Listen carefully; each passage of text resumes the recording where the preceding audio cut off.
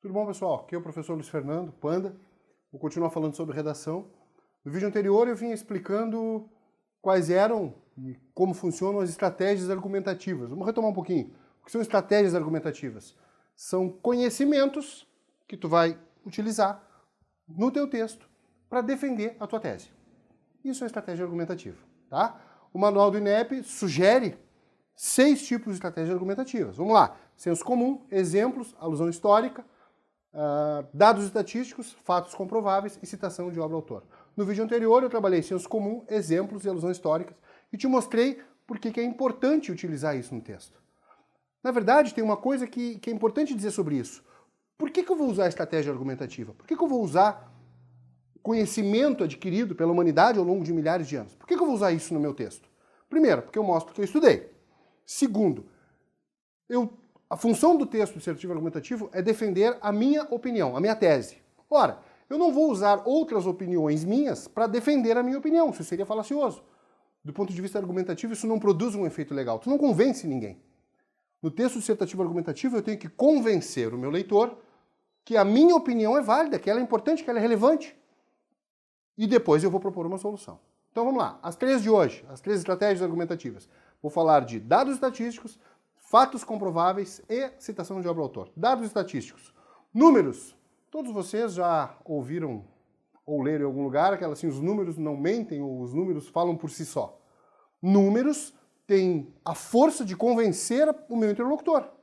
Se eu falar e digo 70% de tal coisa é assim, bom, é maioria, é um dado relevante, é um dado forte, por si só isso tem peso argumentativo. Isso pode ser usado para defender a minha tese.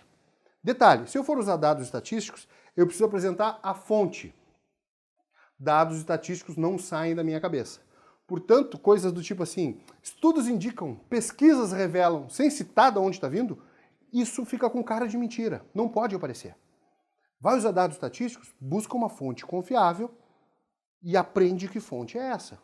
Ah, professor, pô, como é que eu vou fazer? Então, dica. O site do IBGE, Instituto Brasileiro de Geografia e Estatística, tem mapeado o Brasil.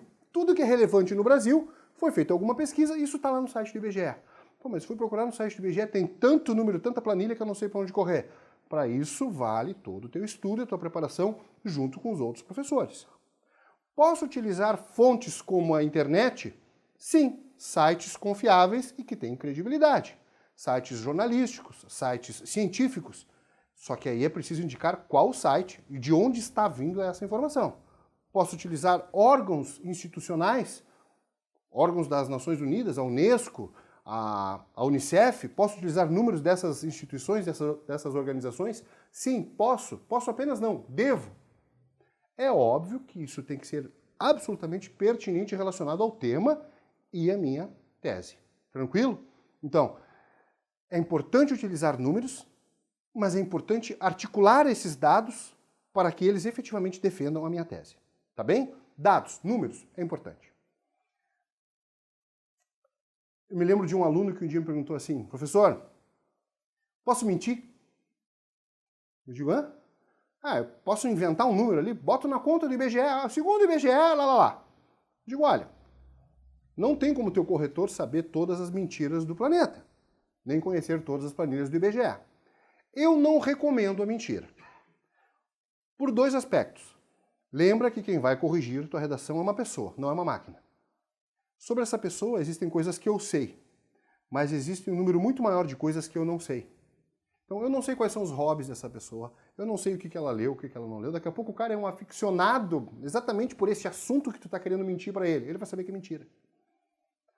Se tu fores mentir, não é o que eu recomendo. Sempre é melhor estudar. Mentir é o caminho mais fácil. Mas daqui a pouco, no desespero, tu resolveu mentir. A mentira só é boa se ela é crível. Não entendi. Beleza. Ela tem que parecer verdade. Me lembro de um aluno que foi mentir numa redação, eu fui corrigir. Aí ele colocou assim, pesquisas do Instituto Massachusetts, botou um nome em inglês lá, eu nem sabia se existia aquele instituto. Nos últimos 10 anos houve um crescimento de 20% no uso de equipamentos eletrônicos. Na hora eu vi, mentira. Se eu tivesse botado 20.000%, talvez eu caísse na mentira. Porque não foi uma boa mentira, não foi crível. De qualquer forma, a minha sugestão é, não mente. tá? Próxima estratégia argumentativa, fatos comprováveis. Em algumas edições anteriores do manual do INEP, os fatos comprováveis tinham ali como verdades indubitáveis. O que são fatos comprováveis ou verdades indubitáveis? Ciência. Tá? Não dá para duvidar da ciência? Isso é outra discussão. Né? O mito de que tudo que a ciência diz é verdade absoluta tem um nome, se chama cientificismo. Isso aí tu vai lá e discute com o teu professor de filosofia que ele deve poder te ajudar. Mas, em princípio, ciência é algo que serve para comprovar, para ratificar, para defender a tua tese. Volto a te dizer, a tua aula de biologia, a tua aula de química, a tua aula de física, a tua aula de sociologia, a tua aula de geografia são importantes. Então o teu professor de geografia vai te citar dados, vai te citar algumas teorias, vai te falar sobre o neomalthusianismo, vai te falar sobre isso ou sobre aquilo. Beleza, isso pode ser utilizado, tá? Sempre é importante citar a área do conhecimento da qual eu estou me valendo. Então eu vou lá, digo, segundo a geografia, segundo a antropologia, segundo a sociologia, e aí eu apresento o conceito. Posso apresentar o conceito com as minhas palavras? Sim. Por quê? Porque eu não estou fazendo uma citação literal. Eu estou dizendo, segundo tal área do conhecimento, isso é assim. Aqui vale a pena chamar atenção para uma coisa. Não coloca conceito da tua cabeça, né? Então vou dizer lá, cultura é, e digo qualquer coisa. Quem disse? De onde é que tu tirou isso? Tu inventou agora? Não funciona. Então digo, segundo a antropologia, cultura é tal coisa. Bom, aí isso ganha um peso diferente, isso serve como estratégia argumentativa para defender a tua tese. Tranquilo? E a última é citação de obra e autor. Há toda uma polêmica no sentido de, olha, eu posso utilizar o trecho de uma receita de miojo ou de um hino de um time de futebol. Citações podem ser utilizadas se elas forem relevantes, ou citações de pessoas relevantes. Aqui vai uma dica de leitura, um pulo do gato, algo muito interessante. Vamos retomar rapidinho. Qual é a estrutura da redação do Enem? Eu identifiquei o tema, dei uma opinião, argumentei para defender essa opinião, e no final, o que eu faço? Eu proponho uma solução. Tranquilo? Essa é a estrutura da redação do Enem. Bom, se eu vou citar autores, se eu vou citar obras, é importante que essas obras, provavelmente, tenham relação com problemas sociais. Porque aí a chance de esse estudo ser utilizável, ser útil na minha redação é maior. Então aí vai uma dica. Que obras eu leio, professor? O que eu estudo? Vamos lá. Constituição Federal Brasileira. Dá uma lida nos artigos.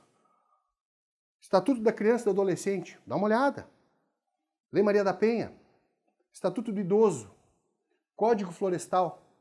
Professor, por que eu vou ler essas coisas e não outras? Ora, nós não tratamos de problemas? Sim. Quem é mais passível de estar numa situação problemática? Constituição. Todos nós enquanto cidadãos. Estatuto da Criança e do Adolescente. Crianças, mulheres, velhos. Então, quando eu estudo as legislações, a própria natureza, o meio ambiente, né? No caso do Código Florestal. Quando eu estudo essas obras, eu estou me precavendo, eu estou me municiando de argumentos para tratar de possíveis temas que apareçam na redação do Enem. Essas coisas todas ficam na esfera Brasil. Se for uma esfera maior, onde eu posso buscar?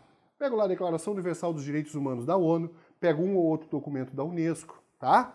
Essas coisas são importantes. O aluno que está ali estudando firme, que quer um curso concorrido, daqui a pouco está fazendo o cursinho, tem uma boa preparação, mas está faltando o que eu escrevo.